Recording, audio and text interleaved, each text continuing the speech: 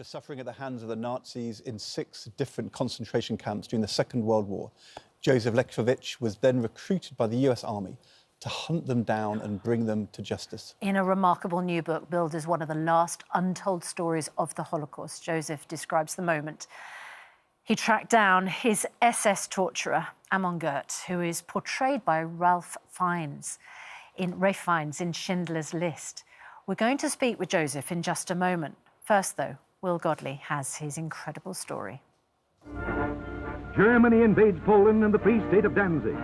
Just a teenager when his hometown in Poland was invaded by the Nazis. Josef Lewkowicz and his father were separated from the rest of their family and sent to the Krakow-Pleszow concentration camp, forced into hard labour, building their own prison and terrorised by notorious guard Amon Goeth, known as the Butcher of Pleszow. Portrayed by Ralph Fiennes in Schindler's List, Goeth's sadistic and deadly character evident in the actor's chilling performance in this scene of the Oscar-winning film.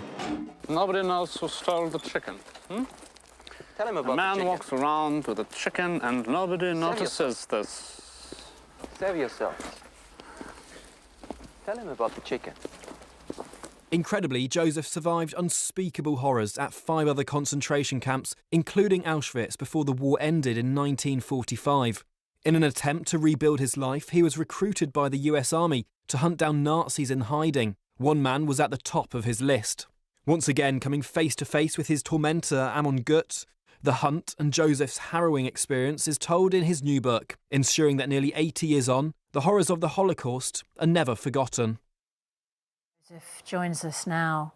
It's an honour, Josef, to have you in the studio with us. I mean, the book's called The Survivor. It is remarkable how you managed to get through what you got through. We saw Amon Goeth there as Ralph Fiennes. Everyone remembers him from Schindler's List. You knew him, the person. How evil was he? How? Evil was he? There's no expression how to describe him. He was just a murderer. The Butcher of Pleszow was his name. That's how we called him. He went through the camps. We were shivering because we never knew what this crazy mind would happen. 2 fronts of me, there was a man called Shlomo Spielmann. He said, "Step out." In front of me, 2 lines. He stepped out, took out his revolver and said, "I cannot," and in German, and I understood German, I understand you.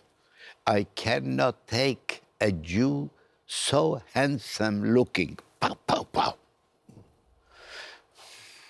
And you... Just one example. Yep. Hanging Mr. Forgot the name already. Why did you hang this when I caught him? He was a big a beggar lying on the ground, dressed like a beggar. When I caught him, my blood was boiling. I didn't know what to do. Shoot him would be like giving a gold medal for his... Started beating him, punching. He was tall, I am short. Punching, kicking, spitting on his face, calling him all the names he used to call us. The guy was dumb, nothing, not a word. Why? He didn't answer, nothing. I punched him, kicked him, and beat, nothing. I was actually reprimanded by the American intelligence. You're not allowed to kick, to beat. I said, never mind, this is nothing what I did. But, you know, in his mind, I was dead. And you almost lost your own life at the hands of Goeth, didn't you? In his mind, I was dead. Yes. The Jewish police chief told him, "Save your bullet," because I didn't know what happened. And why was it the case that he thought you were dead? I had the courage one day to say to that chief of the Jewish police, "I will polish your boots, they'll shine like the sun." So he said, "Okay, come in the morning, before the appeal platz, before the siren, Shaim, why did I say that? To give a piece of bread, to get a little soup, to get a bone, to get anything was life, was gold. So he knew me. And when he called me down, it's a long story, I have to make it very short. And he was about to kill me. This is when Amon Goeth was about to shoot you. I was about to shoot me. Yes. And the Jewish police guy, he knew me because I came to him. Yeah. So he started beating me up. I fainted. I fell on the floor. So he said he beat you so badly that you were dead on the floor, and that is the only reason you lived, because Goeth thought you were already dead.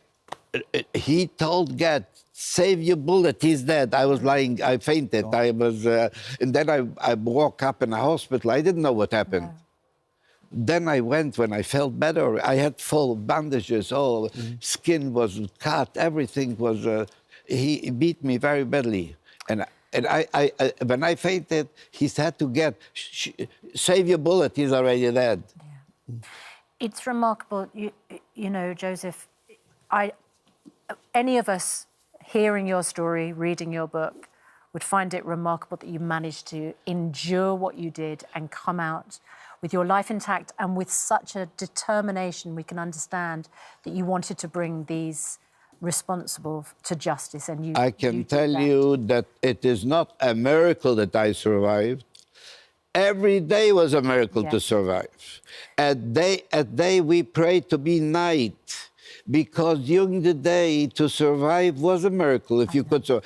For many reasons people died, for sicknesses, for beating, for shoot, anything. So we prayed to be night. Yeah. At night we prayed to be day. Yes. Why? Because at night we couldn't sleep. The lice were biting us, eating us alive. Can I just say, it is an enormous honour to meet you. Yeah. And thank you for writing this book. It's hugely important. I'm doing my best. Thank you. Thank you so much. And you know, I was very quiet. I didn't open my mouth. When my children were small, I didn't talk.